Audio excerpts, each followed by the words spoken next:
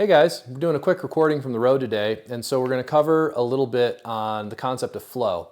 And we're going to put this into the context of how we learn and how we incorporate stress into how we learn. And a little bit on metacognition, which is thinking about how we think, and also going into why hard things are actually really satisfying and why adding some difficulty to things like training can actually improve learning and how much we enjoy stuff. So our goals for today is we're going to cover this psychological concept of flow. We're going to consider how and when we experience flow states, because everybody does, and what that means and what that's like. We're going to understand how the model of flow relates to adult learning and how we integrate new information into what we do and how we do things. And then we're going to talk about how to use the balance of challenge versus our skills for handling challenge in order to maintain growth and to maintain learning. And so this gets to this concept of that we sometimes say to ourselves when we're having a bad day or difficult time, where, if life were easier, it would be a lot more fun. And I think that's a massive oversimplification. We'll see it like for example, the illustration here from Huck Finn of an escapist or an avoidant strategy for when things get difficult. And that can cause problems. It can be necessary sometimes when the stress level or the danger level gets too high to try to withdraw or avoid from that to recover. But really, I think there's more detail in that, because there's this other issue that if we think about things being hard, we have an entire recreational industry in Colorado worth $28 billion a year.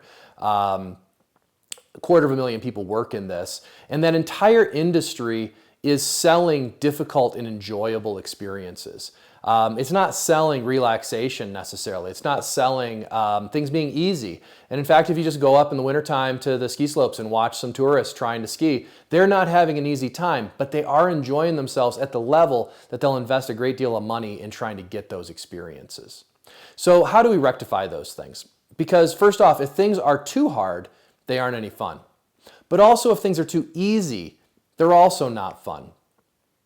And then another problem is if fun things stay the same, they eventually stop being fun. They don't maintain that level of enjoyment over time. And also thinking about this, some of the most rewarding things that we do in life are hard. That includes at work, in our lives, outside of work, etc. So there's this level of difficulty, enjoyment, satisfaction, and change over time that really needs to come together. And I think that there's this really cool way of summarizing that. There's a psychologist named, I'm not even going to try to pronounce his name, well I will, Mihaly Csikszentmihalyi, and he's a Hungarian guy, immigrated to the US after World War II, and in the 1970s he was part of a psychological movement called positive psychology. And these were several psychologists who thought, well, why do we always think about dysfunction and illness and psychological problems when we think of psychology? What if we studied how people who are doing well and feeling well and how high performance and enjoyable experiences, how do they work psychologically, and can they give us some insight? And during that research, he described this concept that he called flow. We'll talk about what that is. It's similar to the concept of being in the zone. It's very enjoyable. It's universal. People, all walks of life and all different cultures around the world can describe situations that put them into flow. And it's one of the most satisfying things that we really do in life, is to have flow experiences.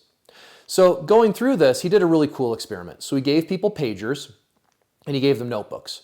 And the pagers would go off throughout the day, and at that point they would sit down and they'd write some structured notes.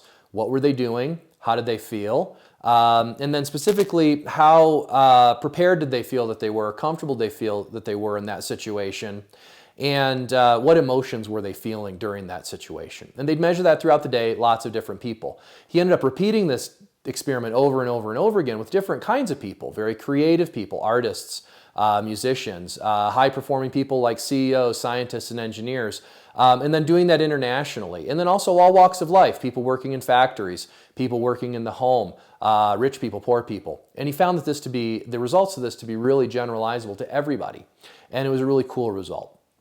So what he did is he would graph people's situations on this axis, or on this graph that we're showing here in this slide. So in the y-axis, we have the level of challenge. So how challenged did the person feel at that moment when that pager went off? And then rating from low to high, what level of skill would they say that they had in handling that particular challenge? And it was kind of an open-ended discussion of what skill means, and we'll get to that in a few slides later. And what he found is that if you take somebody and you put them into a low challenge, but also a low skill situation. So it's not a hard task, but it's a task that the person doesn't have much skills with. The emotion that they would describe would be something like apathy. Just not really being into it, not very interested, and a very negative a negative low-grade feeling on that. So if we think, okay, well, let's take someone who's being apathetic and let's adjust what they're doing to try to get out of that situation. What if we increase the person's challenge? If I have an apathetic employee, I'm going to give them more challenge. Well, the problem is if they don't have skills to handle that additional challenge level is even more unpleasant. It gets them from apathy to this state of worry. Okay, fair enough. Instead, what happens if we take that person who's in a low challenge, low skill state, and we increase their skill level and we give them some techniques to deal with that, or whatever it happens to be appropriate for that situation. When they move from a low to a moderate skill level, they get out of apathy to a little bit of a better situation, but it's more like boredom. And people really don't like this lower left quadrant of this graph. These are all emotions and situations and mind states that people don't enjoy. They're universal. It's not something that we can avoid. We're always going to have times where we're worried or apathetic or bored. But we have to watch out, because if we up the challenge level and up the stress level too much without giving adequate skills to handle that, we get into this really unpleasant part of the graph, which is this upper left corner of anxiety. And so this entire leftward, downward part of the graph is just something that people try to avoid. They'll work very hard to get out of that situation, but it's also hard to work to get out of that situation, because if you're having anxiety, worry, apathy, or boredom, you don't really have a lot of cognitive resources to invest in trying to get out of that. But the way to get out of that is to actually increase skill. And again, I'm going to leave that vague on what I mean by skill, because there's different things that it can mean. But if I increase the skill level of a person who's feeling those situations, especially if they're in a very high challenge situation, they get into this mind state that you could describe as arousal. And arousal means that they're awake, they're engaged. It's not extremely pleasurable. It's better than anxiety, but it's a situation, this is one of the quadrants of this graph where people can start to grow and learn. And in that high challenge and arousal state, people can actually integrate more skills and become more engaged and more capable and competent in what they're trying to do. Now, if we're in a low challenge state and we give people who are bored more skills, it can pull them out of a situation where they feel bored to where they feel more relaxed. And so this is a much more positive feeling that people have. Again, it's not necessarily something someone wants to fill their entire life with, but it's a place where people can heal, their brains can recover from high energy, high stress situations. And being in that relaxation mode is another pleasant place to be, where there is low challenge level, but relatively high skill. Now, if I take someone who's in this relaxation mode and then bump their challenge back up again, I can put them into this feeling of control. And this is where you have more than adequate skill to handle the challenge level. And this control realm is probably where most of us want to be in general, throughout the day when we're at work, or in general throughout the day of our lives. We want to be in this state of control, where we have more than enough resources to be able to handle what's going on. And we also are not having so much challenge that we're bumped over into this arousal or anxiety sections. But there's a final wedge that we have in here that I want to fill in. This is the most important part, and this is this feeling of flow. And what Mihaly basically described in his research was that when people are feeling very challenged and also have a high level of skill to handle that challenge, they get into a mind state that is extremely enjoyable. They start to lose track of time. They start to focus on the task. They lose track of self, so they become less self-conscious. and start focusing on the task. It's a very, when you hear about mindfulness, meditation type flow states, or type mind states, they sound very similar to what he's describing in this flow state. And people enjoy being in this state. And this isn't necessarily a work state. This can be things that people experience at work. You can experience this in recreation. People experience flow states when they're in a good conversation, when they're watching a good movie, reading a good book. Really, any time that you think of a pleasant time in your life where you were fully engaged with something that was challenging and you kind of lost yourself in that activity, that is what flow is described as. And so people will actually pay a lot of money for the opportunity to get into flow states, which again gets us back to that recreational industry in Colorado that we have, where people will actually pay huge amounts of money to travel across the country or across the world to have the opportunity to get into some kind of a high challenge, high skill flow state because it's so fun. So where do people find flow? One of the most important things that came out of this research, I think, is that the place where most people in his studies described flow situations was when they were at work. So people who have satisfying jobs that are adequately challenging and that they're adequately skilled and competent at, they will have times during the day where they're in a state of mind that's as enjoyable as going on vacation to a resort and having fun skiing. And then obviously, like I said, some people also will find flow in their recreation. And so they'll use the money that they earn at work to buy flow experiences during recreation or the time that they have off of work to do that. And also, I think that people find flow experiences when they're with their friends and with their family and in social situations too. And everyone's a little bit different based on their skill level and competency level at where they can find flow. Now, because this is based on the challenge level, which we have some control over, but it's somewhat external, it can have a feeling that flow states are something that are difficult to access. But if we consider the skill axis of the graph, where we can increase our skill and knowledge, then certainly by growing and by learning, we can increase the amount of time that we spend in flow. So how do learning and growth work? And the way that they work is they actually use this upper right-hand corner, which both is very pleasant for people to be in, although, we can bump over into that anxiety side if we get a little bit too much challenge relative to skill.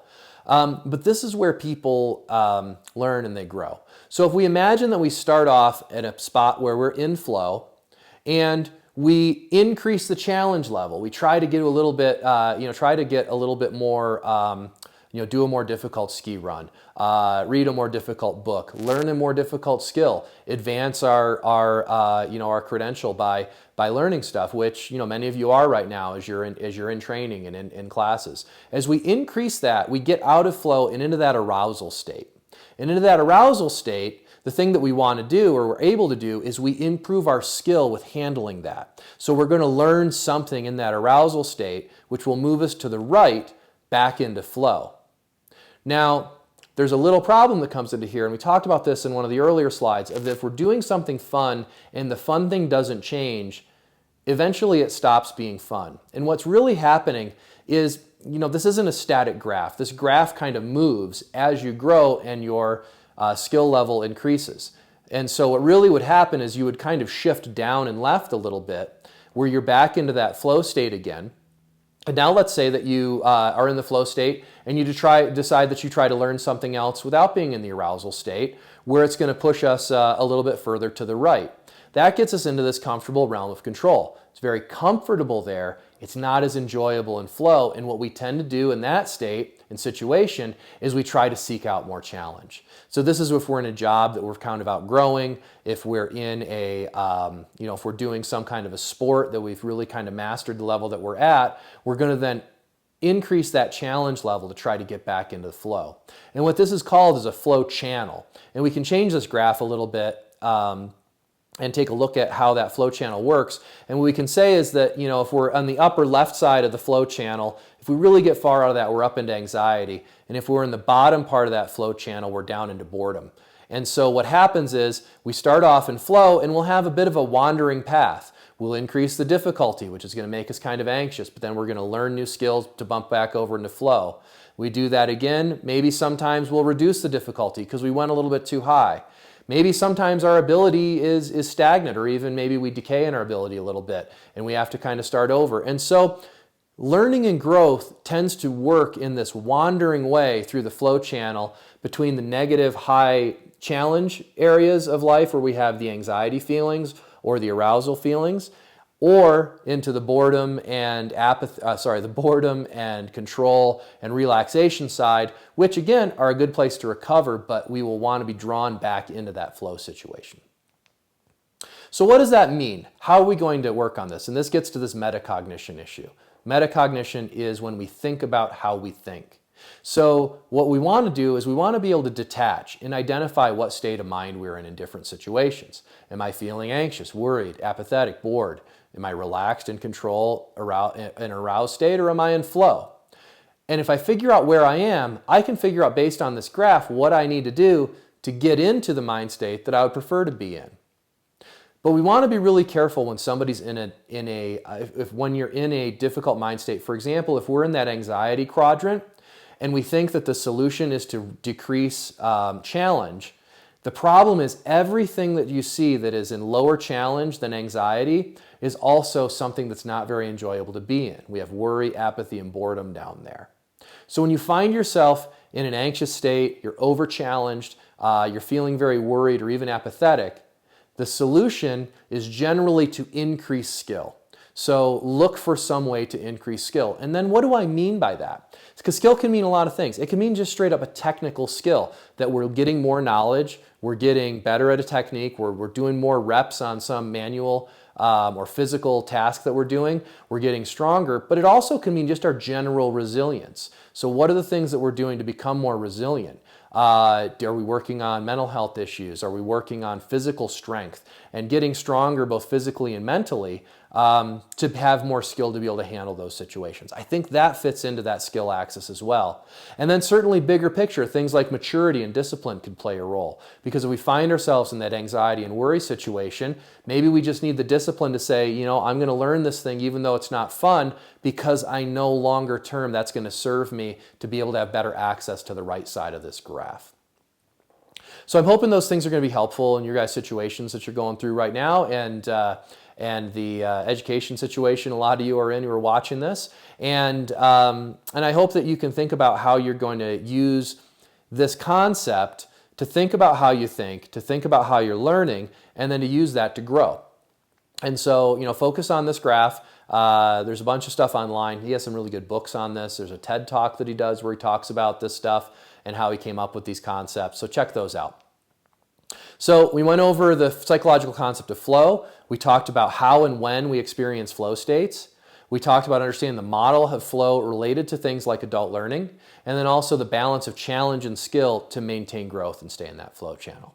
So I hope you guys enjoyed that. Let me know if you have any questions. We'll have more on that this topic in the future. Keep up the good work. Keep up the hard work out there. And thanks for all you guys do.